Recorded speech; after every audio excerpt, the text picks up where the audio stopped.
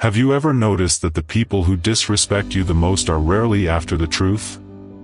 They are after proof. Proof that they can still reach you. Proof that one sentence can ruin your morning, one sarcastic laugh can follow you into the car, one public jab can stay in your chest long after the room is empty. And in a society that rewards performance, drama, instant replies, and emotional exposure, most people are trained to give that proof away for free. We are told that if we stay silent, we look weak. If we do not defend ourselves immediately, we lose. If we walk away, it means we had nothing smart to say. But that belief has trapped millions of people in the same exhausting pattern. They react, explain, justify, defend, and then wonder why they still feel drained hours later while the other person seems strangely satisfied. Here is the uncomfortable truth. A manipulator does not need to defeat you in order to control you. They only need to pull you into the frame they created.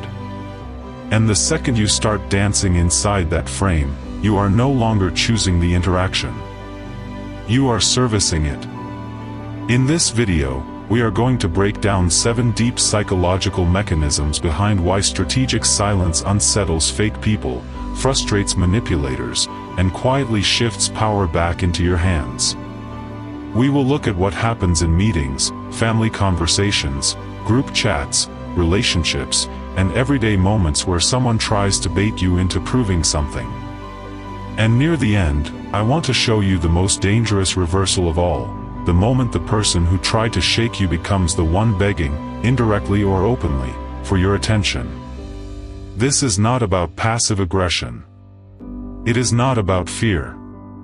It is about discipline. It is about understanding that not every challenge deserves your voice, and not every person deserves access to your nervous system. If you have ever walked away from a conversation and felt like you lost yourself more than you lost the argument, stay with me. Because sometimes the strongest person in the room is not the one who speaks first. It is the one who cannot be emotionally recruited. And if this message already hits something real in you, put this in the comments: silence is power. We live in a culture that confuses visibility with value. People broadcast outrage like a badge of authenticity. They mistake impulsiveness for honesty. They call emotional leakage being real, then wonder why they are so easy to read, so easy to push, so easy to use. Social media amplified this disease, but it did not create it. It simply exposed what Machiavelli understood centuries ago and what the Stoics warned about even earlier. Most social conflict is not about principles. It is about control, image, insecurity, status, and access. Think about how modern pressure actually feels. It is not always open warfare. Sometimes it is a manager who embarrasses you in front of a team just to test how much pressure you can absorb. Sometimes it is a relative at dinner who keeps poking at the same old wound because your discomfort makes them feel bigger.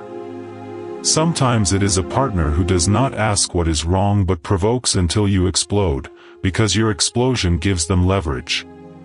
Sometimes it is a friend who jokes too hard in public and then hides behind "I was just kidding" the second you react. The details change. The mechanism does not. That is why this conversation matters. We are not discussing silence as a poetic idea. We are discussing silence as applied emotional discipline. A Stoic would call it self-mastery. A strategist would call it frame control. Machiavelli would recognize it as refusing to fight on ground chosen by someone else. And if you combine these two traditions carefully, without becoming cold or theatrical, you begin to understand something very practical. The fastest way to lose power is to let another person choose your emotional temperature. So here is the roadmap for this video. First, I will show you why a reaction acts like a mirror that confirms the other person's influence. Then we will look at how silence creates uncertainty around status, why calm non-response works like an invisible wall, how unfinished emotional loops keep manipulators trapped in their own minds, why silence exposes hidden motives in fake social environments, how emotional non-reactivity becomes a quiet form of authority, and finally how the whole dynamic reverses until the person who came to control the moment becomes the one controlled by it. The goal is not to turn you into a statue. The goal is to make you harder to move. Because in an artificial world full of people performing confidence, nothing is more unsettling than a human being who no longer needs to perform at all. Number 1. The psychological mirror break. Human beings are constantly scanning for signs that they matter in your mind. Most never admit this. They call it concern, curiosity, honesty, righteous anger, just being direct. But underneath a surprising amount of human behavior is a primitive question: did I get to you? Did I enter your emotional space? Did I leave a mark? That is what your reaction answers. When someone throws a jab at you in a meeting and you rush to explain yourself, your words may sound reasonable, but what they hear underneath your explanation is something else. I felt this. When someone criticizes you in front of family and you immediately defend your intentions, they may not even care about your explanation. What registers first is that their words pulled you inward. When someone sends a cold text, then watches you write paragraphs back, the content barely matters. Your reaction reflected their influence back to them like a mirror. And that mirror is intoxicating to insecure people. Because fake people do not feed on truth. They feed on impact. They want to know that their presence can still shift your breathing, your tone, your posture, your rhythm. That is why provocateurs often watch your face more than they listen to your words. They are not only trying to communicate. They are measuring. They are checking whether their bait landed. Now think about what happens when the mirror suddenly disappears. You do not defend. You do not snap back. You do not rush to close the gap. You hear the comment. You register the energy. And then nothing. No visible wound. No argument. No desperate effort to set the record straight. Just calm. For a grounded person, that might simply end the moment. But for a manipulative or performative person, that silence creates immediate instability. Their mind starts racing to fill the gap. Did it not land? Did you not care? Are you ignoring them on purpose? Did they misread your weakness? Are you stronger than they assumed? Are other people noticing that they failed to move you? That is the fracture point. The brain hates missing feedback. We are built to look for confirmation. A leader looks for signs of trust. A critic looks for signs of defense. A bully looks for signs of discomfort. When none of those signals appear, the mind loses the measurement system it was relying on. It is like shouting into a canyon and hearing no echo. At first it is strange. A second later it becomes disturbing. And this is where many people make a crucial mistake. They feel the silence working, they sense the discomfort on the other side, and then they rescue the other person from that discomfort by responding. They explain. They soften. They over-clarify. They hand the mirror back. But if you hold your ground, something revealing happens. The person who came for proof begins exposing their need for proof. They repeat themselves. They escalate. They change tone. They try again, often less elegantly than before. And every extra attempt tells the room the truth they were trying to hide. They needed a reaction more than they needed a resolution. You have probably seen this in real life. A coworker makes a cutting remark in a group setting. One person would normally laugh too hard or defend themselves too quickly, and the aggressor would feel rewarded. But once in a while someone does something different. They look at the person. Calm face. No flinch. No debate. Then they move on with the agenda, as if the bait did not deserve ceremony. Suddenly the room changes. The aggressor's confidence slips by half an inch. The joke that was supposed to create dominance now hangs in the air like a bad smell. Why? Because it found no mirror. Machiavelli understood something brutally simple. Power is often less about making people fear you than about refusing to let them calculate your inner state too easily. The Stoics understood the same truth from the inside out. If your peace depends on answering every insult, then your peace is rented, not owned. Silence breaks the mirror because it withholds confirmation. And when people cannot see their impact reflected in you, they are forced to confront a far more painful possibility than disagreement. Irrelevance. That is why silence feels so dangerous to people who rely on emotional influence. It makes them doubt not only the move they made, but the importance they imagined they had in your internal world. Put this in the comments if you feel it. I control my reactions. Number 2, status ambiguity. Every interaction contains a hidden hierarchy long before anyone says it out loud. Even in ordinary conversation, human beings are measuring who seems centered, who seems needy, who seems rattled, who is seeking approval, who can sit comfortably in tension, and who cannot. Most people reveal their position without realizing it. They hear criticism and immediately rush to correct the record. They are misunderstood and start over-explaining. They are teased and respond too fast, too loudly, too intensely. On the surface these reactions seem human, natural, even justified. But psychologically they communicate one thing very clearly: this interaction matters enough to alter my internal state. And once the other person knows that, the hierarchy becomes easier for them to read. What makes strategic silence so powerful is not just that it withholds attention. It also creates uncertainty around status. If you do not respond, people cannot easily tell whether you are intimidated or simply unmoved. And that ambiguity disturbs them. Human beings hate unclear hierarchy. It makes social situations feel unstable. We like to know who is leading, who is chasing, who is above, who is below, who is offended, who is unbothered. These mental categories help us predict the next move.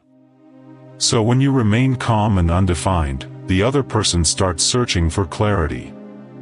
This is why ignored people often escalate. They repeat the insult. They add sarcasm. They get louder. They bring in an audience. They send another message. They post something indirect. They pretend to laugh harder. They circle back to the same point. Every one of these moves is an unconscious attempt to answer a question they can no longer answer cleanly. Where do I stand with this person? Did I get above them, or did I just expose myself beneath them? Think about a modern workplace. A colleague interrupts you twice in a meeting, hoping you will stumble or become visibly irritated. If you react immediately with sharp emotion, they get the status information they wanted. But if you pause, stay measured, and continue when the room is ready, something more complex happens. They cannot tell if you are swallowing emotion or simply operating from a higher threshold. And the rest of the room starts asking the same question. Observers are important here. Because most people do not conduct deep moral analysis in social situations. They read cues. They notice who looks composed and who looks eager for a reaction. They notice whose energy stays steady and whose energy becomes hungry. Over time, that visual evidence matters more than anyone's explanation. This is why some people seem powerful before they even speak much. Their internal state does not rush outward. There is no frantic need to be understood in real time. No compulsive correction. No fear of being momentarily misread. They can tolerate a pocket of ambiguity without panicking, and that ability quietly raises their perceived status. Machiavelli would recognize this as control of appearance through restraint.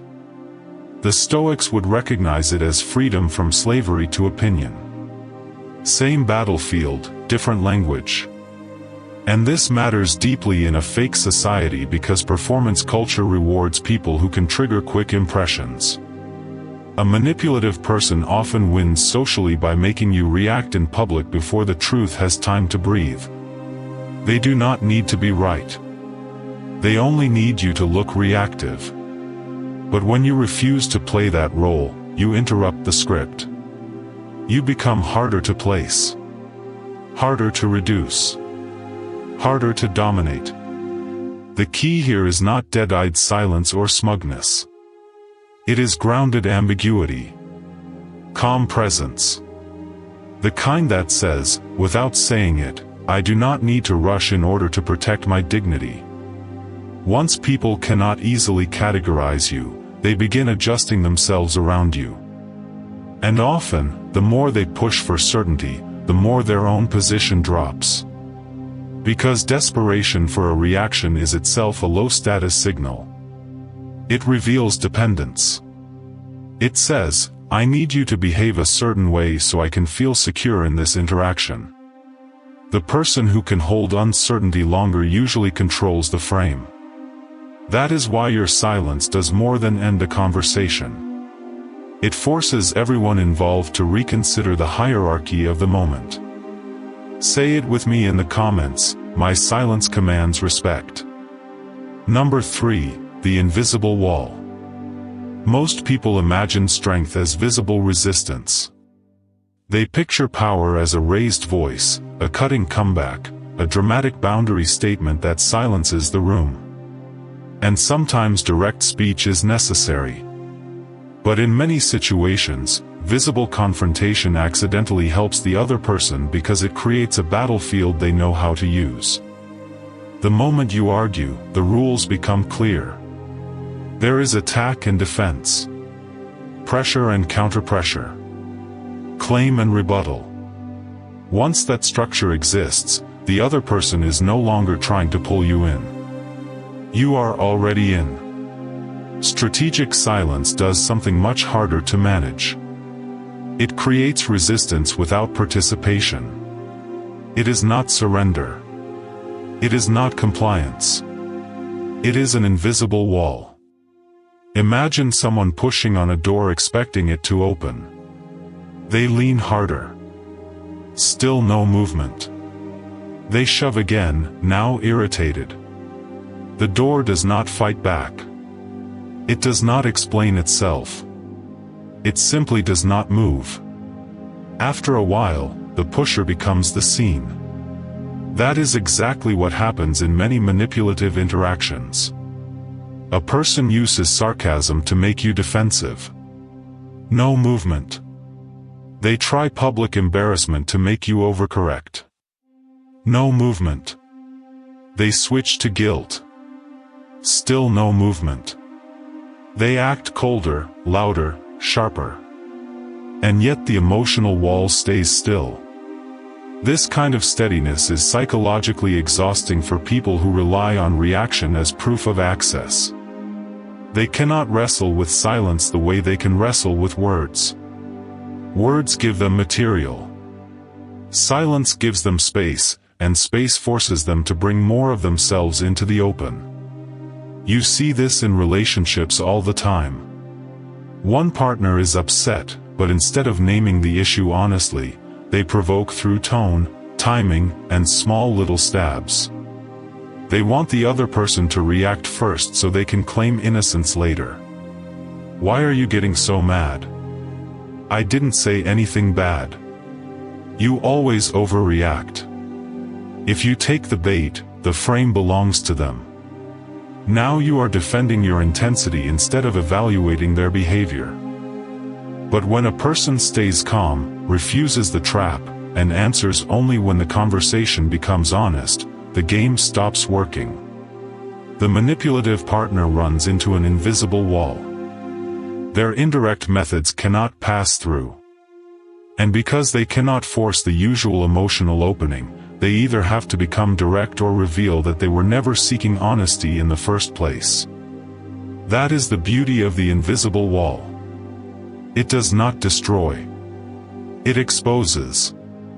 In family systems, this can be even more dramatic. Some families do not communicate through clarity. They communicate through pressure, shame, implication, comparison, and emotional debt. The moment you come home, the old role is waiting for you. Someone says one sentence in that familiar tone, and they expect the younger version of you to appear on command. Defensive. Guilty. Angry. Small. But when you have done enough internal work to remain composed, they run into something they cannot quite name. You are still there, but the old access point is gone. And this makes people uncomfortable. Because your calm does not just block the current manipulation. It quietly tells them that the version of you they used to control no longer lives here. Machiavelli might describe this as refusing to engage on terrain selected by the opponent. The Stoics might say you are guarding the ruling faculty, protecting the inner citadel from invasion. Different wording, same result. You are no longer available for easy entry. An invisible wall is not built in a day. It comes from repeated discipline. From moments where you feel the urge to answer instantly and choose instead to breathe. From learning the difference between responding and being pulled. From accepting that some people will call your calmness cold because your calmness no longer feeds their habits. Let them. A fake society trains people to think that instant emotional access is intimacy. It is not. Sometimes it is entitlement in disguise.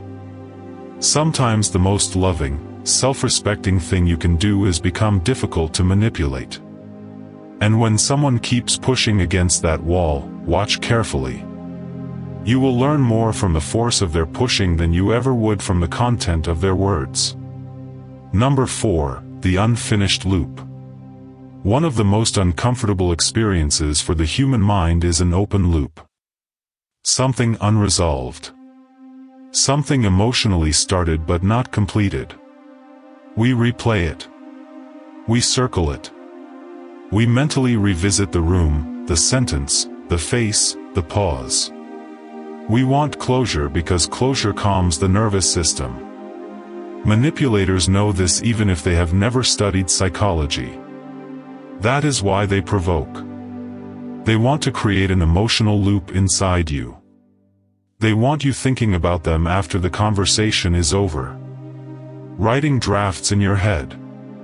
Rehearsing better comebacks in the shower. Explaining yourself to an imaginary jury at midnight. But silence can reverse that loop.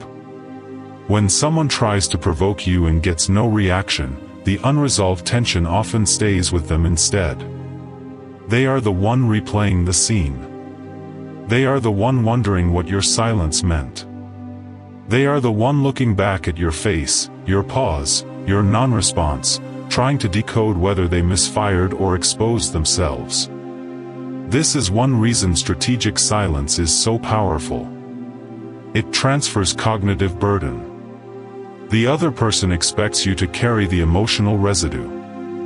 Instead, they carry it. They expected your anger, your defense, your paragraphs, your long call, your late-night text. When none of that arrives, the loop remains open on their side.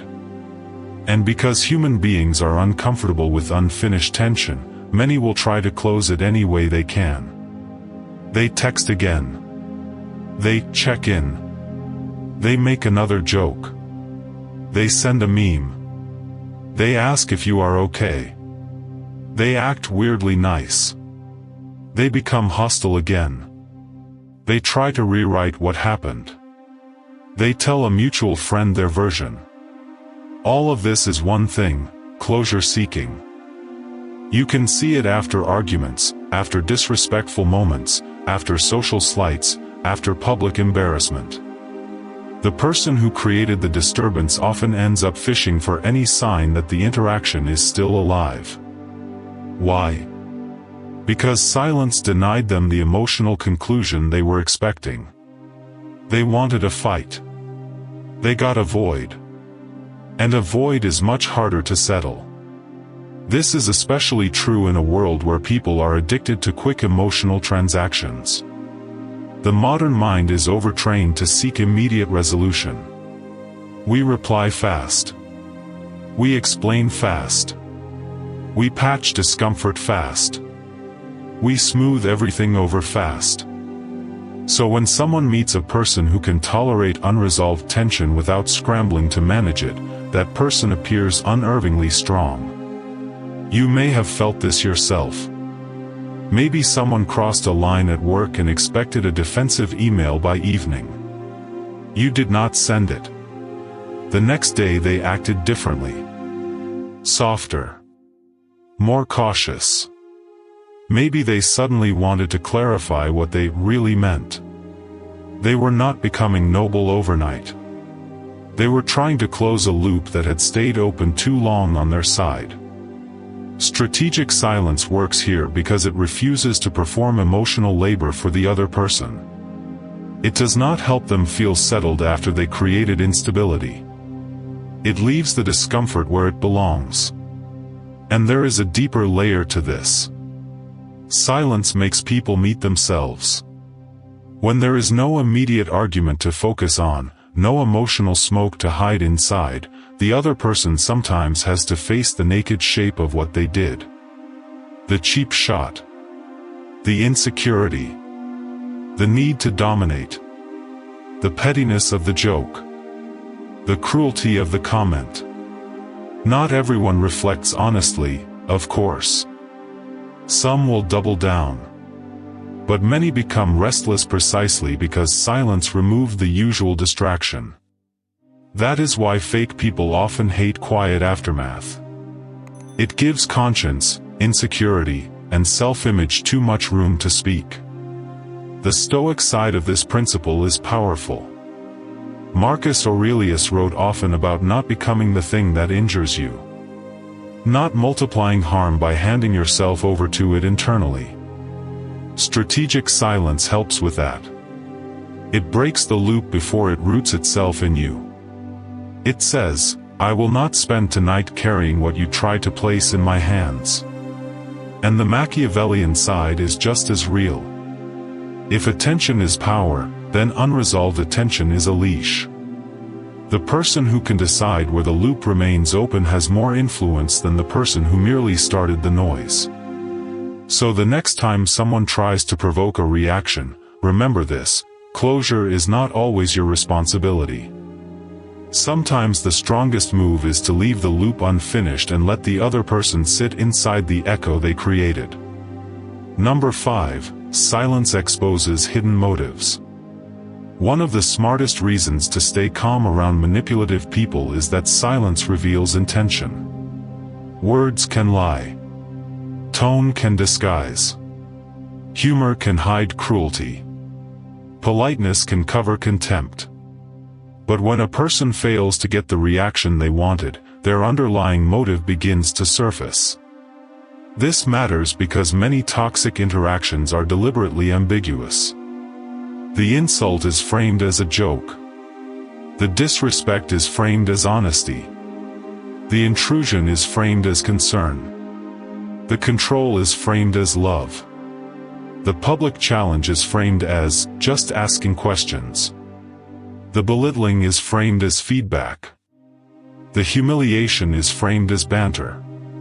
These social disguises work for one reason: they rely on your reaction to make you look like the problem.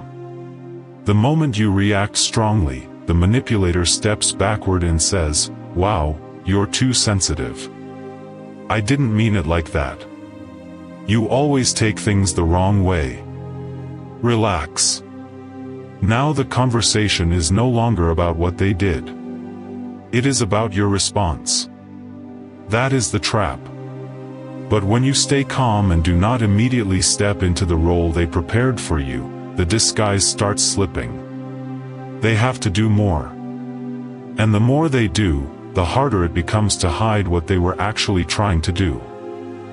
A sarcastic coworker becomes obviously hostile after the third jab. A concerned relative becomes controlling when you do not defend your life choices. A playful friend becomes mean when the room no longer laughs with them. A misunderstood partner becomes manipulative when they keep escalating after you remain calm. A fake authority figure becomes insecure the moment their intimidation stops producing visible fear. Silence gives motives time to ripen in public. This is why composed people often see more than reactive people.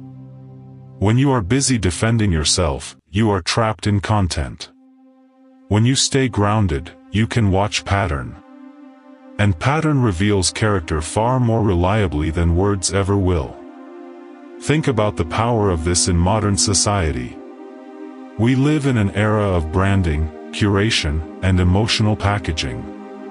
People are skilled at presenting a clean surface. They know how to sound reasonable, informed, kind, progressive, loyal, spiritual, mature, just being real. But pressure reveals motive. And silence is pressure. Not loud pressure. Not aggressive pressure. Clarifying pressure. It forces the other person to either regulate themselves or expose themselves. This is incredibly valuable in business, dating, friendship, and leadership. You do not always need more information.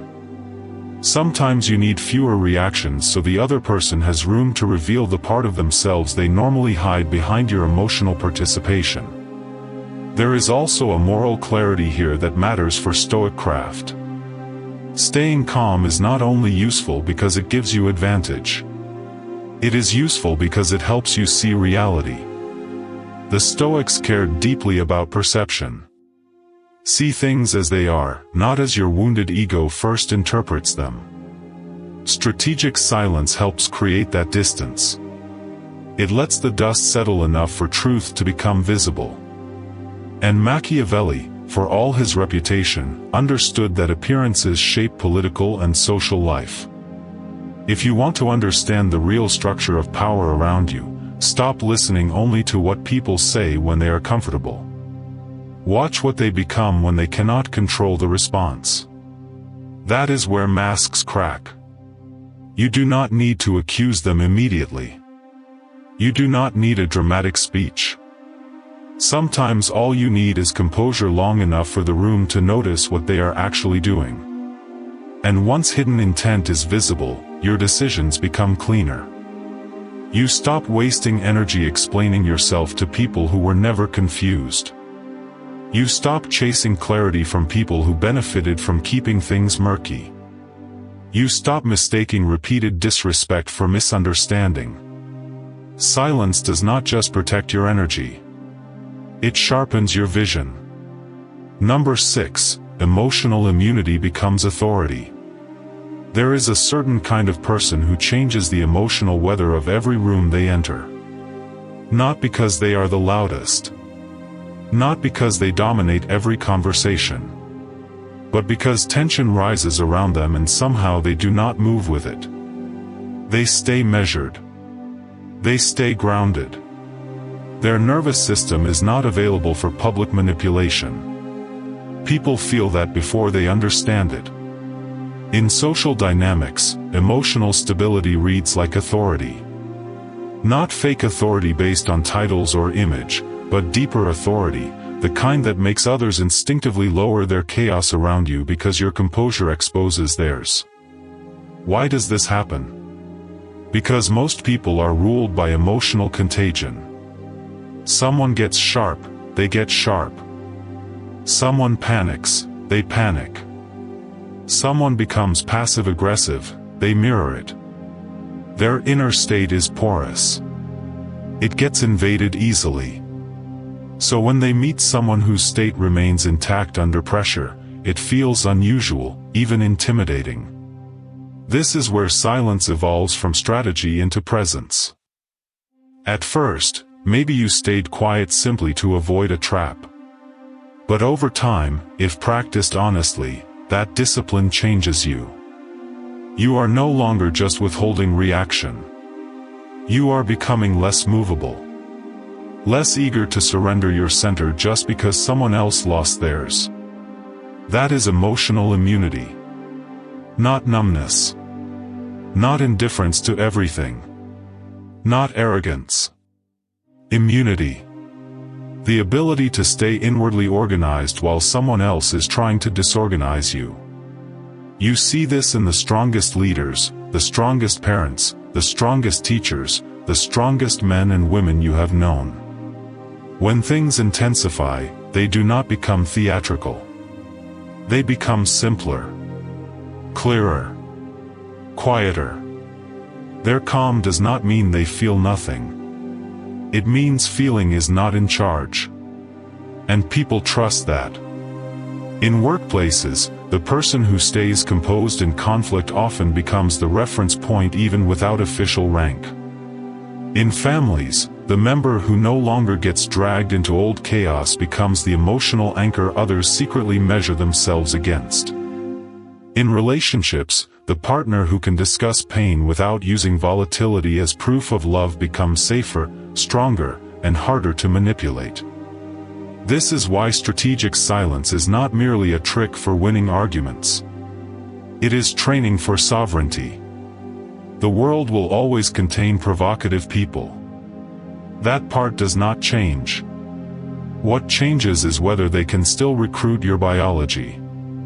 Whether they can still flood your chest, hijack your voice, rearrange your day, and then go home knowing they touched your internal steering wheel. A Stoic would say the highest freedom is self-command.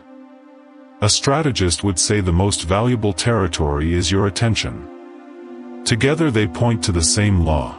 If other people can easily direct your inner climate, they own more of you than they should.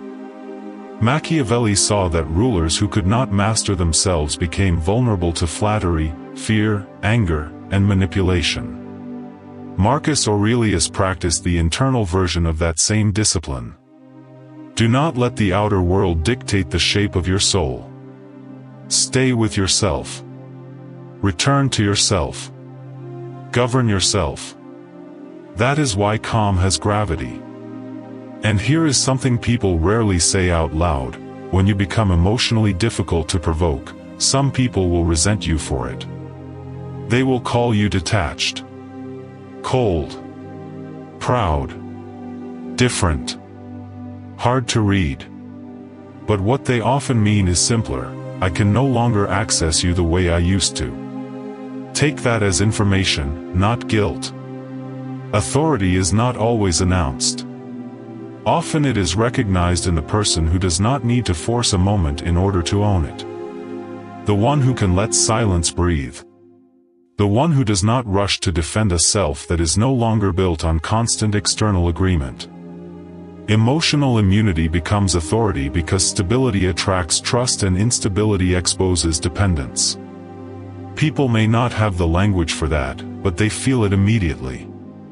So if you have been practicing silence and wondering whether it matters, understand this. Every time you remain steady under pressure, you are teaching the people around you what kind of access they no longer have. And that lesson changes your position in ways words never could. Number 7, the silence reversal. At the beginning of a provocation, the aggressor usually feels in control. They spoke first. They set the tone. They introduced the tension. In their mind, the next steps are already mapped out. You will react. They will counter. You will defend.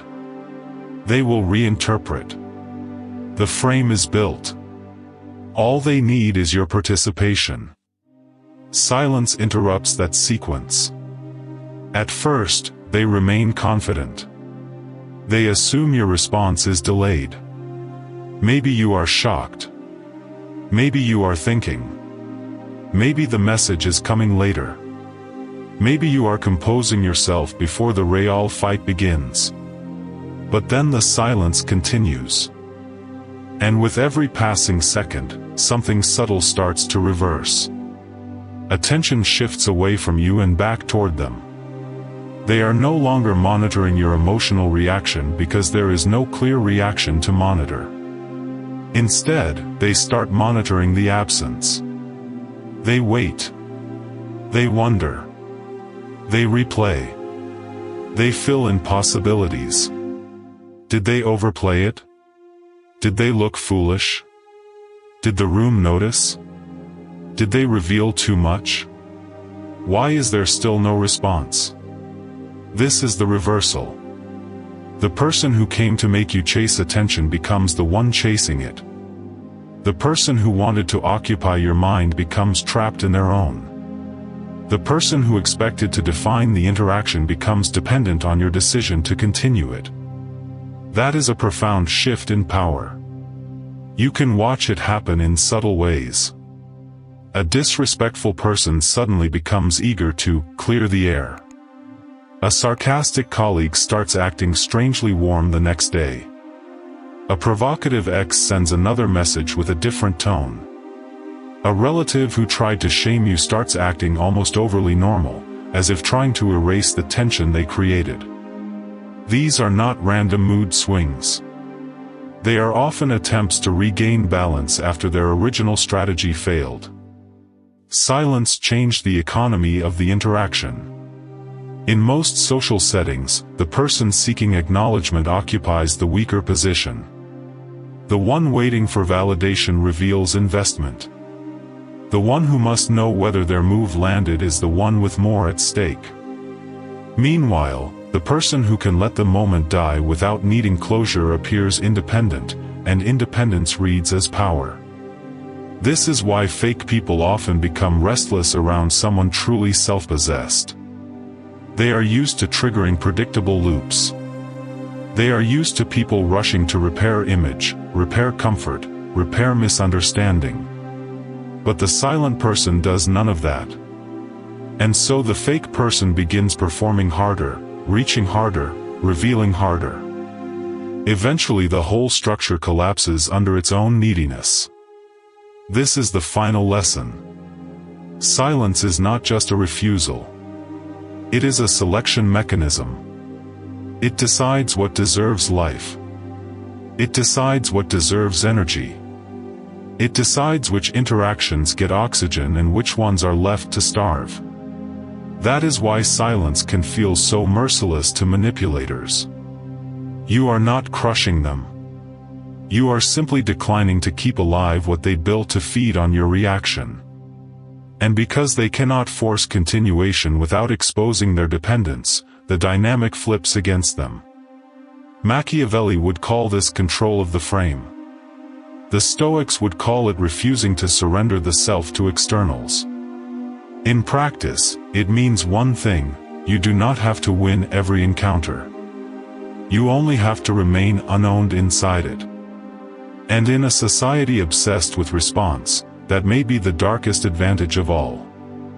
Not that you can silence others, but that you can become so anchored that their attempt to disturb you ends up revealing the instability they brought with them. So let us bring all 7 principles together. First, silence breaks the psychological mirror. It denies the other person proof that they entered your mind. Second, silence creates status ambiguity. It becomes harder for them and everyone watching to place you beneath them. Third, silence acts like an invisible wall. It blocks manipulation without giving the manipulator a battlefield to enjoy. Fourth, silence leaves the emotional loop unfinished on their side, forcing them to carry the tension they tried to place inside you. Fifth, silence exposes hidden motives. When a fake person cannot hide behind your reaction, their real intent starts to show. Sixth, repeated non-reactivity becomes emotional immunity, and emotional immunity is read by others as quiet authority. Seventh, the whole interaction reverses. The one who came for your attention becomes the one dependent on it. This is why strategic silence is so much more than saying nothing. It is disciplined perception. It is emotional economy. It is social intelligence sharpened by self-respect. And let me add one final layer because it matters. Silence is not always the right move. If you are in danger, speak. If a boundary must be made explicit, make it. If truth needs protecting, protect it. Stoicism is not passivity. It is appropriate response. But in countless everyday situations, the wrong move is not that you were too quiet. The wrong move is that you reacted before you understood the game. That is what this video is trying to save you from. Most people spend their lives reacting to every insult, every cold look, every loaded comment, every baited message, every cheap attempt to get under their skin. And because they mistake reaction for strength, they keep handing away the one resource that shapes everything else: attention. Where attention goes, energy follows. Where energy goes, emotion follows. And where emotion is easily hijacked, control weakens. That is why this teaching matters so much in the modern world. Not because people suddenly became cruel, but because the systems around us now reward speed, display, outrage, and psychological exposure. Everyone is encouraged to react instantly and publicly. Very few are trained to pause, see the frame, and choose. But that choice changes everything. The next time someone tries to provoke you, remember, they may not be testing your intelligence. They may be testing your access. They want to know if they can still enter your mind without permission. If they can alter your tone. If they can recruit your body into their chaos. If they can make you abandon yourself in front of them. You do not have to give them that proof. Sometimes the strongest move is not the sharpest sentence. It is the refusal to let a lesser interaction define your inner state. It is the discipline to let noise remain noise. It is the maturity to understand that explaining yourself to someone committed to misunderstanding you is not noble. It is expensive. If this message spoke to something you have lived, hit the like button and share it with someone who needs to understand the power of restraint. Subscribe to StoicCraft if you want deeper videos on self-mastery, social intelligence, emotional discipline, and the hidden architecture of power in modern life. And tell me in the comments, what kind of person has tried hardest to provoke a reaction out of you? A coworker, a partner, a relative, a fake friend? And when you finally stopped reacting, what changed? Remember this the next time the world tries to pull you into a performance. The person who controls their reaction controls their attention. The person who controls their attention controls the interaction. And the person who controls the interaction often never needed to raise their voice at all. A quick real-world note before we end. Maybe the hardest part of all this is that strategic silence feels unnatural at first, especially if you grew up around people who trained you to explain yourself quickly. Some of us were raised in homes where love was mixed with pressure. You learned early that if someone was upset, you had to fix it fast.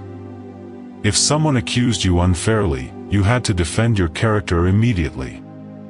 If tension entered the room, your job was to absorb it, soften it, manage it, or carry it. So when you hear a message like this, part of you may agree, but another part feels scared. It thinks, if I do not answer right away, I will lose the relationship. I will look guilty. I will be misunderstood. I will be punished. That fear is real. And it is exactly why this discipline matters. Silence is difficult not because it is complicated, but because it interrupts old survival patterns. It asks you to sit in the discomfort of being briefly misread. It asks you to tolerate another person's frustration without making their frustration your emergency. It asks you to believe that your dignity does not disappear just because someone else is trying to rush you into proving it. And for many people, that is new. So if this practice feels awkward, do not judge yourself. Start small. The next time someone sends a baiting text, do not answer from the first wave of adrenaline. Let the body settle before the mouth or the keyboard starts moving. The next time someone tries to embarrass you publicly, do not race to rescue your image in real time. Breathe. Let the room register what just happened. Sometimes dignity becomes visible only after you stop competing with disrespect. The next time a family member uses the same old line to drag you back into the same old role, notice the pattern before you participate in it. You may not change the whole relationship in one moment, but you can change your availability to the ritual. The next time a partner, friend, or colleague pushes you indirectly instead of speaking honestly, do not reward the indirect method with immediate emotional access. Make honesty the price of entry. These are not dramatic actions. That is exactly why they work. Strategic silence is often built through ordinary moments that would previously have stolen your peace. And here is the deeper gift: the more you practice, the more clearly you begin to see who around you actually respects your humanity and who only felt comfortable when you were easy to pull. That can be painful. Sometimes silence does not just reveal another person's insecurity. It reveals the true structure of a relationship you had been trying not to see. You realize that some people liked your warmth, but only when it came with low boundaries. They liked your openness, but only when it came with easy access. They liked your kindness, but only when it came without consequences. That realization can hurt. But it is honest pain, and honest pain is better than a flattering illusion. The Stoic path has never been about becoming emotionally dead. It is about becoming emotionally governed. And the Machiavellian edge, when used with maturity rather than cruelty, is not about manipulating everyone around you. It is about seeing clearly enough to stop being manipulated by appearances, by cheap performances, by fake urgency, by people who only feel powerful when they can disturb your center. So no, you do not need to respond to everything. No, you do not need to prove your innocence to every suspicious mind. No, you do not need to turn every disrespectful moment into a courtroom. And no, silence does not mean you have no voice. Sometimes it means your voice has become too valuable to spend where it will only be used against you. One of the quietest signs of growth is this: the things that once forced a reaction out of you now only give you information. You stop asking, "How do I win this exchange?" and start asking, "What is this interaction showing me?" You stop performing strength and start conserving it. You stop chasing the last word and start choosing the last useful thought. That is not weakness. That is adulthood. That is self-command. That is the beginning of real freedom.